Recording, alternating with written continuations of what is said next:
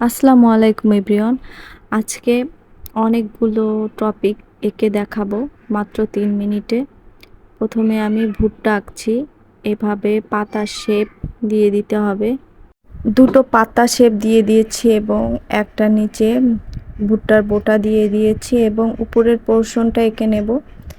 এভাবে করে আরেকটা এখান দিয়ে পাতা দিয়ে দেব, যাতে একটু রিয়েল মনে হয়, রিয়েল ভুট্টা। এখন এর ভিতর দিয়ে বাঁকা বাঁকা কয়েকটা লাইন টেনে দেব, তারপর উল্টো দিকেও কয়েকটা লাইন টেনে দিলেই হয়ে যাবে সুন্দর একটি ভুট্টা। এভাবে আপনারা ছোট বাচ্চাদের ড্রয়িং শেখাতে পারেন। এরপর আমি আঁকছি একটা বেগুন।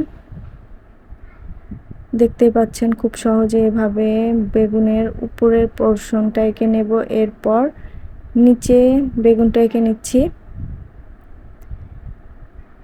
এই আর্টগুলো বাচ্চারা অনেক সহজে শিখে ফেলতে পারে, বাচ্চাদের অবশ্যই দেখাবেন।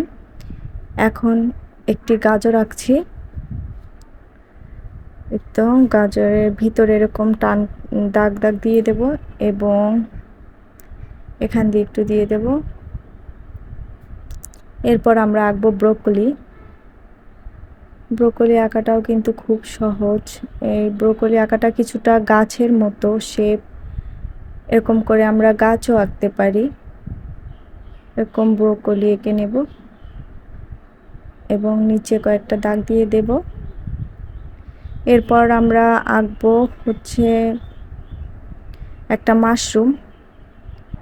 এভাবে প্রথমে এঁকে নেব, তারপর ছাতার মতো একটু দিয়ে দেব উপরের শেপ। এরপর এভাবে স্পাইডারের মতো দাগ দাগ দিয়ে দেব। তারপর এখানে একটু গোল গোল শেপ দিয়ে দেব, দেন ডান। এখন নিচে একটু ঘাস এঁকে দিলেই হয়ে যাবে। এভাবে কয়েকটা ঘাস এঁকে দেব। এই তো মাশরুম হয়ে গেছে। এরপর আমরা এঁকে নেব হচ্ছে একটা মিষ্টি কুমড়া। এভাবে কয়েকটা জিরো শেপ দিয়ে খুব সহজেই মিষ্টি কুমড়া এঁকে ফেলতে পারবেন। আপনারা অবশ্যই এই ভিডিওটি বাচ্চাদের দেখাবেন, যাতে ওরা খুব সহজে ড্রয়িং শিখতে পারে। আমার ভিডিওগুলো ভালো লাগলে অবশ্যই আমার পেজটিকে লাইক এবং কমেন্ট করে যাবেন। নেক্সটে কী ধরনের ভিডিও দেখতে চান সেটা জানাবেন।